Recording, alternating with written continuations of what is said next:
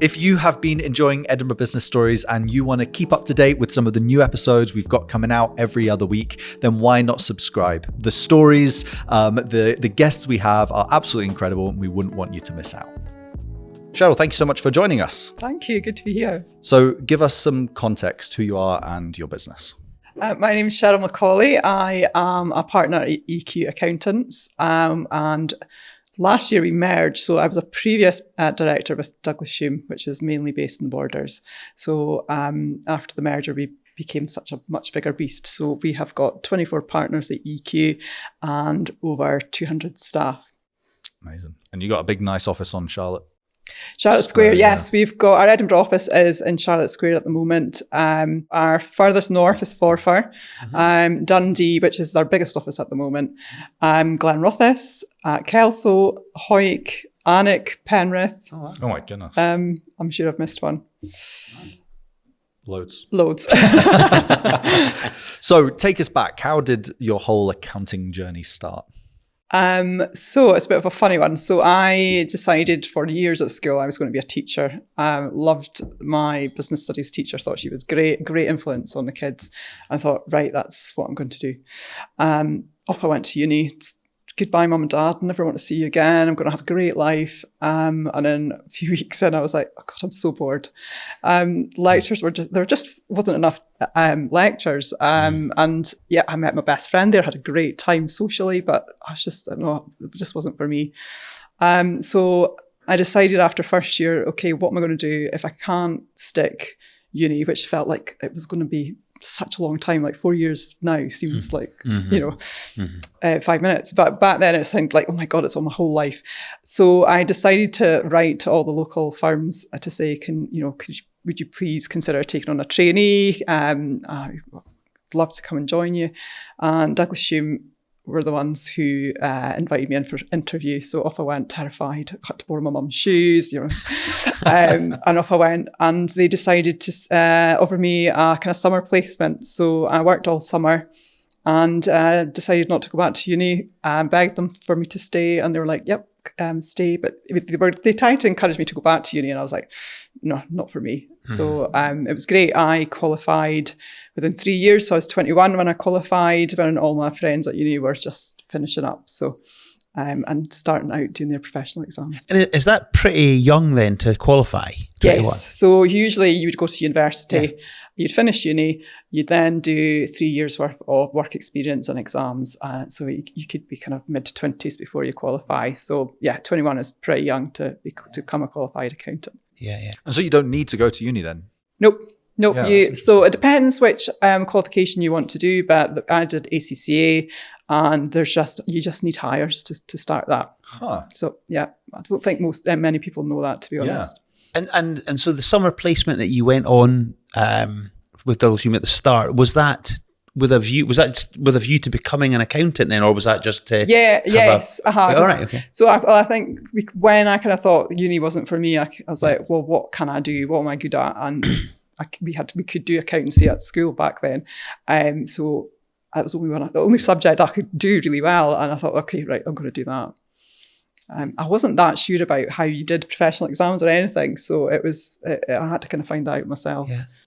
And at that early age, do you have a view as to what your future life's going to be in terms of partner, owning your business or director of your business? I did, but I think that's because I've always wanted to be the best I could ever be. So right, okay. Even back then I was like, no, I'm going to be a partner, or I'm going to be a director. That's where I want to be. Yeah. Where did that drive come from? I think probably because I always had to work. So I had to work hard for exams. My mum and dad were always really hard workers. My mum had a coffee shop. I worked there from like 12. So I always knew I had to work. So probably my parents. Yeah.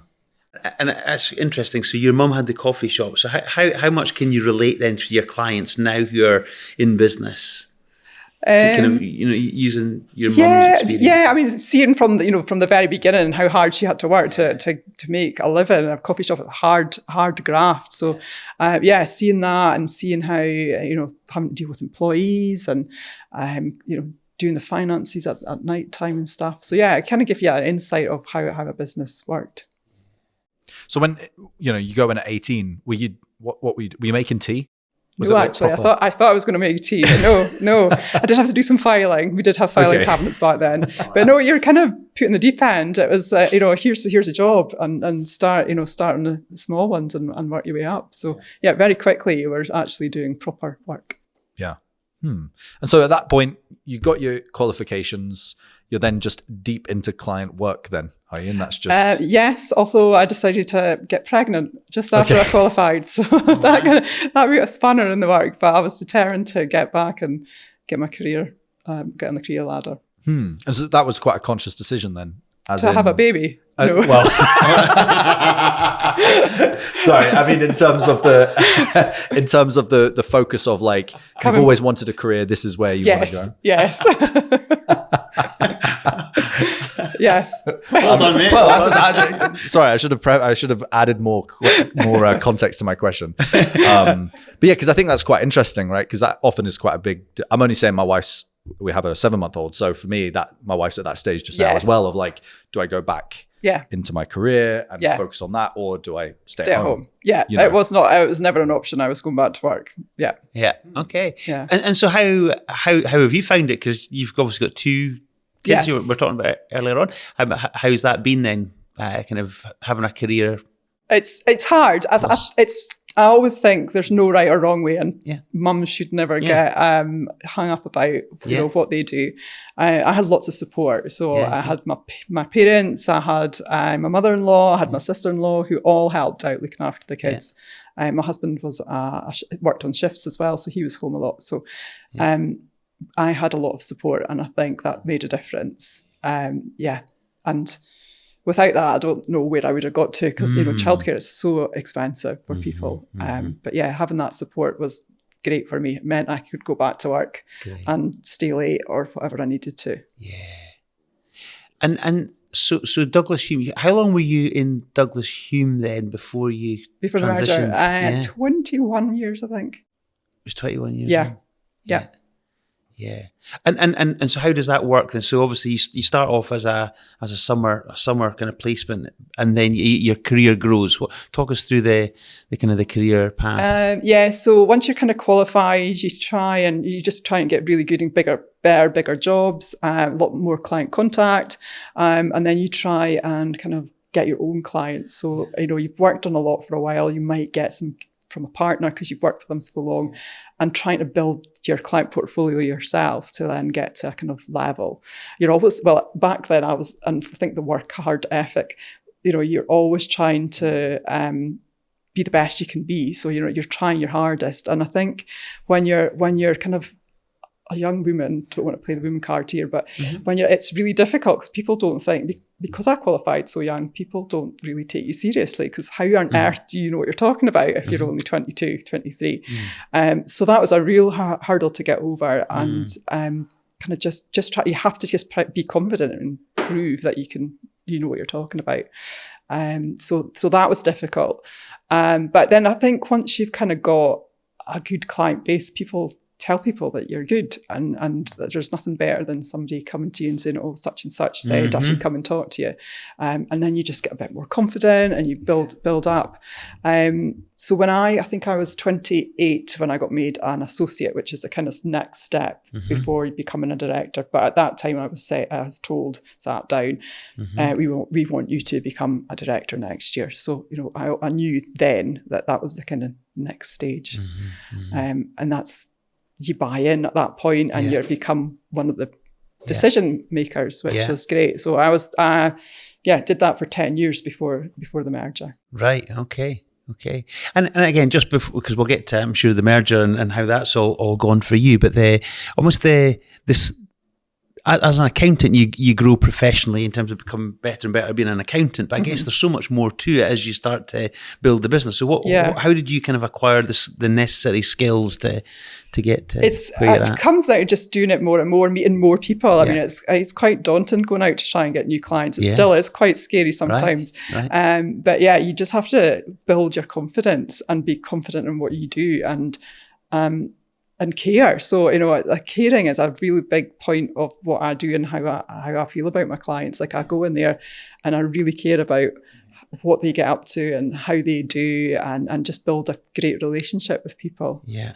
So yeah, just takes time to build that up. But I'm always interested, because one of the things you said, it was, just be confident. Now, I remember my coach telling me kind of many years ago, he says, Alan, don't say just do this, because when you say just, it implies that it's easy, and some people don't find it easy. So I guess, if you don't mind me just kind of digging down on that, you must be doing some things, maybe unconsciously, that have built your confidence. Can you think of what they might have been then?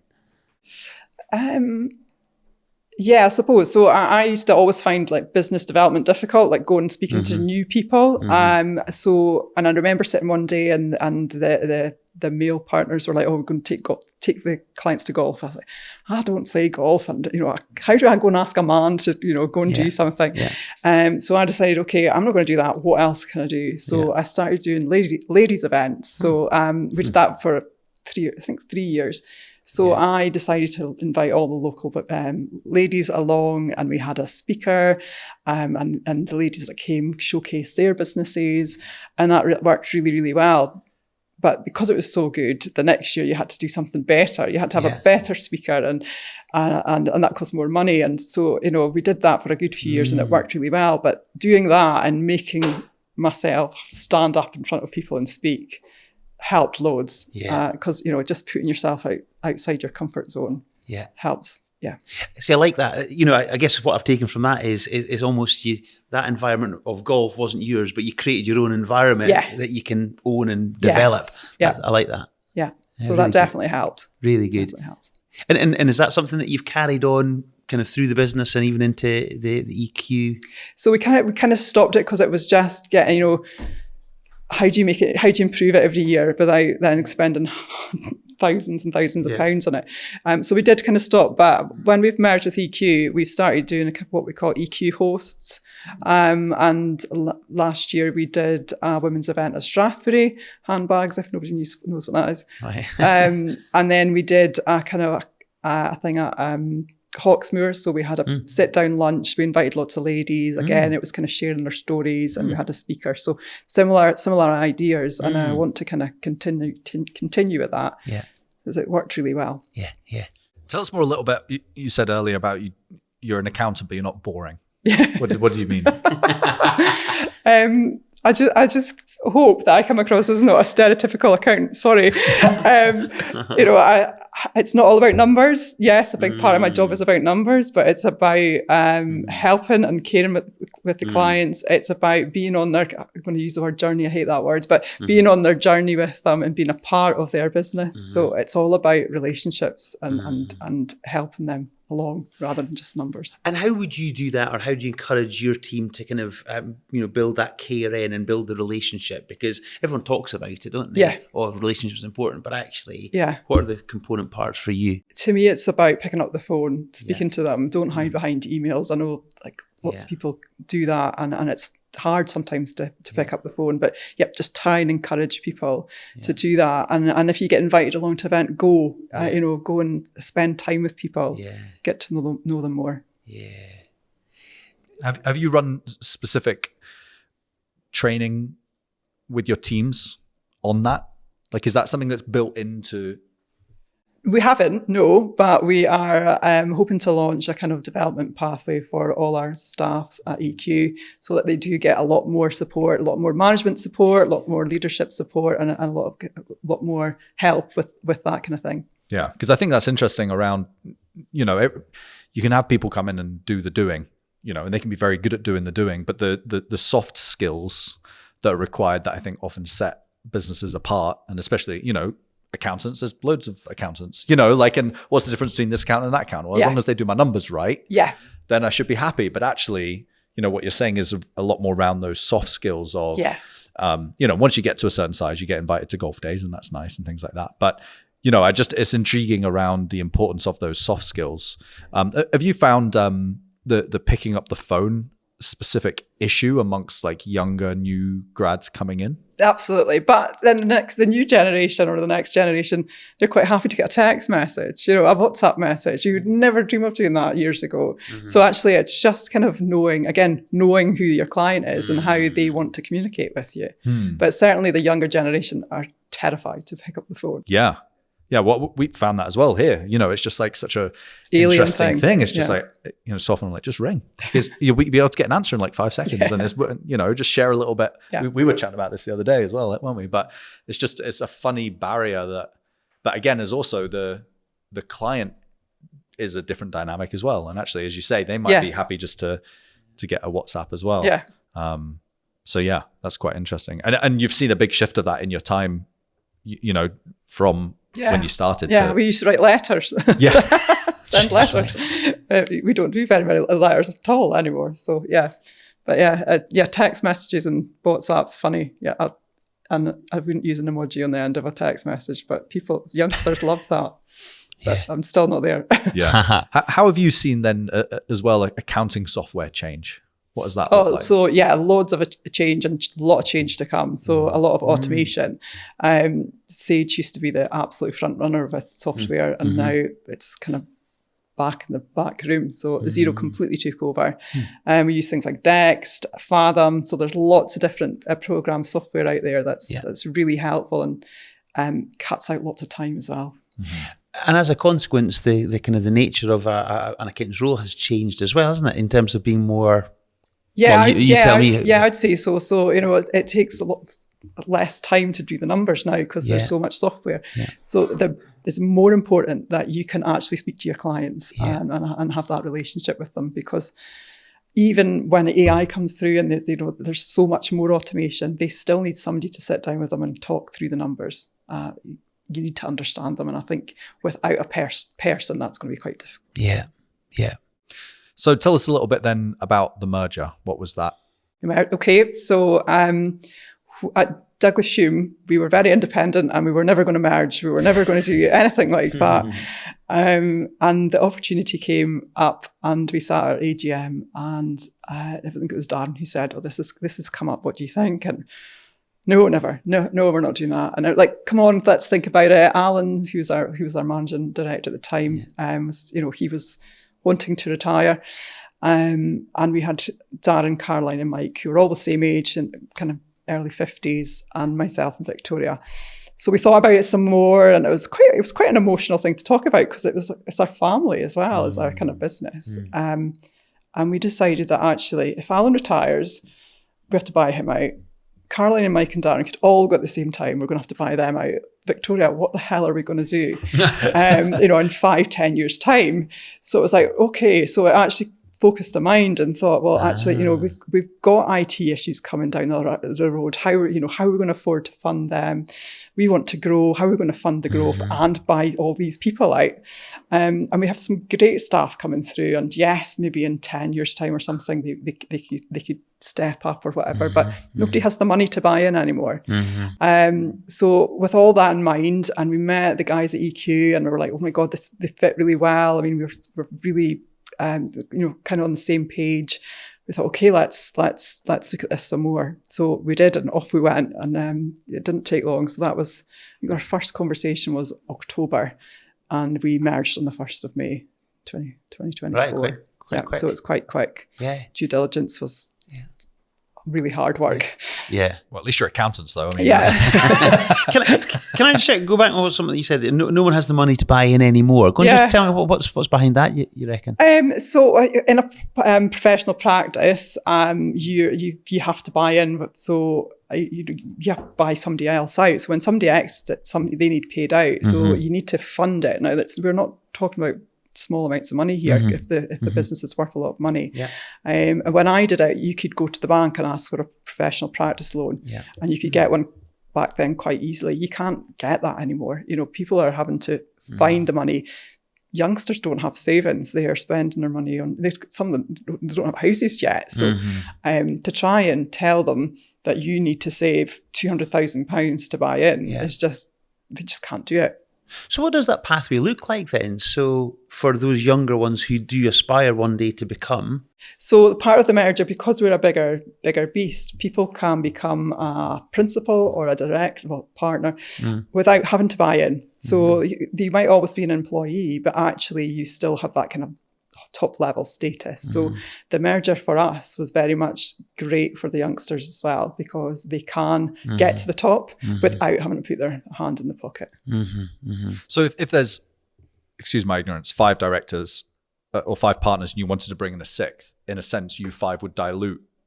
Yeah, pretty much. To allow the 6th person before the merger, when we were just small. Yes, back then. Yeah. And then it's, I'm Yeah. sure with the numbers are all much bigger, so it's probably way more complicated, as you say. But that's interesting. I'm not sure I realized that's kind of how the model worked. Yeah. Yeah. And again, just from a cultural point of view, you're obviously kind of coming into a bigger organisation that's still quite a lot of offices around the country as well. How's that gone? Good. Yeah. It's obviously there's always issues about systems and trying to pick which ones to go on, and we still haven't kind of got that ironed out. But the people fit really well, and we were doing similar. Although we were calling people different titles and things, it all kind of fits together quite nicely. And we would never have done a merger if it wasn't the right fit. That was a huge important part of it.